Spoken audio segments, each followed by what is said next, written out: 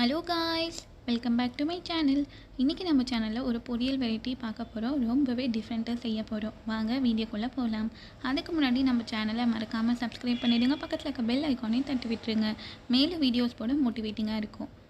First இதுக்கு தேவையான ingredients எல்லாம் பார்த்துடலாம். 1/4 கிலோ அளவுக்கு பீன்ஸை சிறுவை நறுக்கி வச்சுருக்கேன் பொரியலுக்கு பண்ணுற மாதிரி. பொட்டுக்கடலை 1/4 கப் அளவுக்கு பொட்டுக்கடலை, காரத்துக்கு ஏற்ற மாதிரி காஞ்ச மிளகாய், நான் 2 காஞ்ச மிளகாய் எடுத்துருக்கேன். உங்களுக்கு இன்னும் காரம் வேணும்னா 2 காஞ்ச மிளகாய் சேர்த்து போட்டுக்கோங்க. ஃபஸ்ட்டு அரிஞ்சு வச்சுருக்க பீன்ஸை ஒரு ப்ரெஷர் குக்கரில் மாற்றிடலாம். இது வேக வைக்கிறதுக்காக தண்ணி சேர்க்க போகிறேன். 1 கிளாஸ் அளவுக்கு தண்ணி, 200 ml ஆஃப் வாட்டர் சேர்த்துருக்கேன். இது கரெக்டாக 2 விசில் விட்டு எடுத்துக்கலாம். இது கூட இதுக்கு தேவையான அளவுக்கு உப்பை நான் இப்பயே சேர்த்துட போகிறேன். லிட் போட்டு க்ளோஸ் பண்ணிவிட்டு 2 விசில் விட்டு எடுத்துக்கலாம். இப்போ கேஸ் ஸ்டவ்வில் ஒரு நான்ஸ்டிக் ஃப்ரை பேன் வச்சுருக்கேன். நம்ம எடுத்துக்கிட்ட பொட்டுக்கடலை 1/4 கப் அளவுக்கு பொட்டுக்கடலையை சேர்த்துடலாம்.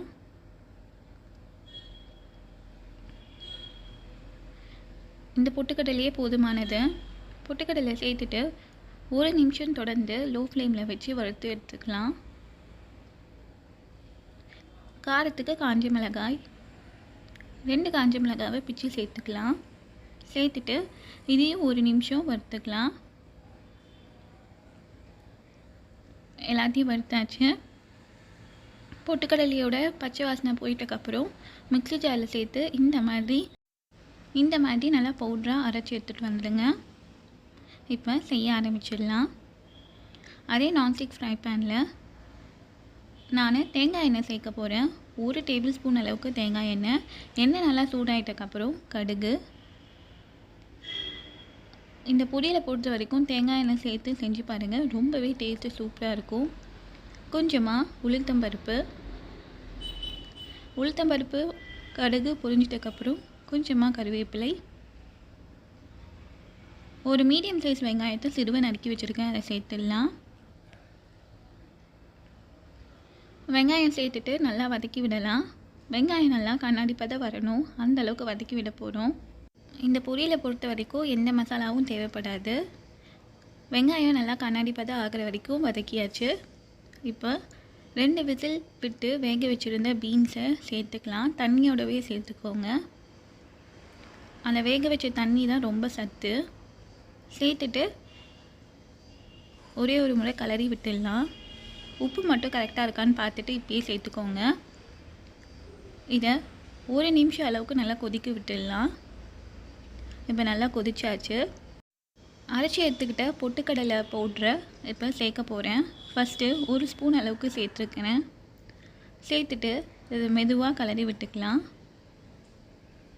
அந்த தண்ணி இருக்கும்போதே கலந்துக்கோங்க. தண்ணி நல்லா இழுக்க ஆரம்பிச்சிடும் பவுட்ரை சேர்த்து நம்ம கலக்கிறப்ப. First 1 spoon சேர்த்துடணும். இப்போ 1.5 ஸ்பூன் அளவுக்கு சேர்த்துக்கலாம். கரெக்டாக மொத்தமாக நான் 2 ஸ்பூன் அளவுக்கு பொட்டுக்கடலை பவுடரை சேர்த்துருந்தேன். சேர்த்துட்டு நல்லா கலந்து விட்டுக்கலாம். இது ரொம்பவும் சேர்த்துடக்கூடாது, இந்த பவுட்ரை திகட்டிடும். சேர்த்துட்டு நல்லா மெதுவாக இந்த மாதிரி கிளறி விடுங்க. எல்லா பக்கமும் படுற மாதிரி கிளறி விடுங்க. இப்போ ஃபுல்லாக கிளறி விட்டாச்சு. லிட் போட்டு க்ளோஸ் பண்ணிவிட்டு கரெக்டாக 2 நிமிஷம் லோ ஃப்ளேமில் விட்டு எடுத்துக்கலாம்.